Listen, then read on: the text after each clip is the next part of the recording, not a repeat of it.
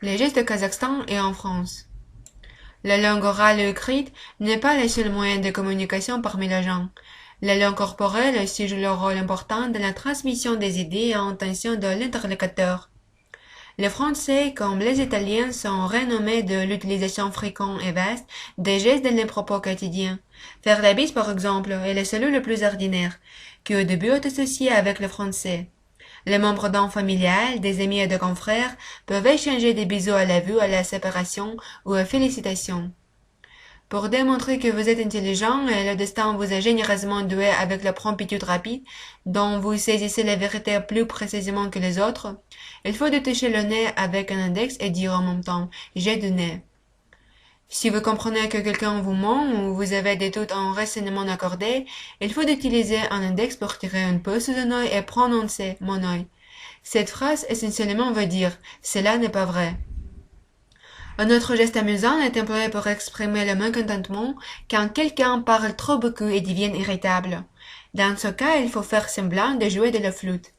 Finalement, les Français effleurent le menton en désirant d'indiquer l'absence d'intérêt et de dire en effet disparaissez de la vue.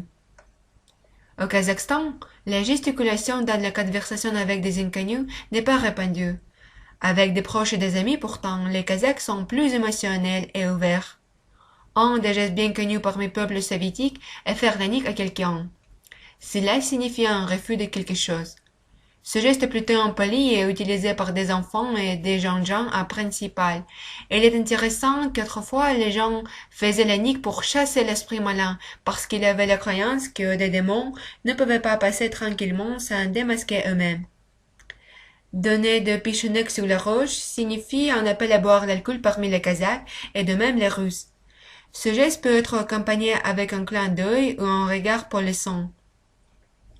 Dans les assemblées générales où beaucoup de gens se trouvent, la discordance est signalée par le soufflement. Ce geste se rencontre en France, mais il n'est pas la norme suivie. Pour démontrer la colère et menacer d'éclater à quelqu'un, il faut secouer le poing. Ceci n'était un phénomène habituel pendant le pouvoir de Soviet. Pourtant, aujourd'hui, vous allez rencontrer l'incompréhension en utilisant ce geste à cause de sa brutalité et sa barbarie. Des doigts croisés, selon de superstitions, apportent la chance en examen à loterie. Dans l'histoire ancienne, il était le symbole de confiance et unité qui pouvait sauvegarder contre des ombres et spectres. Les Kazakhs et les Français, par-dessus tout, ont les gestes qui sont pareils, mais signifient des choses variées. Le signe le plus connu autour du monde est un index joint avec un pouce. Au Kazakhstan, ce geste veut dire que les affaires sont en ordre sans de problème. En France, au contraire, ce geste a le sens négatif. Si vous voulez indiquer qu'une personne est la nullité et n'est pas une grande valeur, le zéro obtenu par ses doigts est justement ce qu'il vous faut.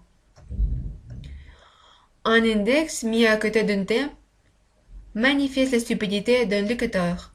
À la faveur de ce signe, c'est clair que la tête de Kazor est vide. Bien sûr, il ne faut pas mentionner que par ce geste, on peut offenser un homme et l'exposer sous un jour infavorable.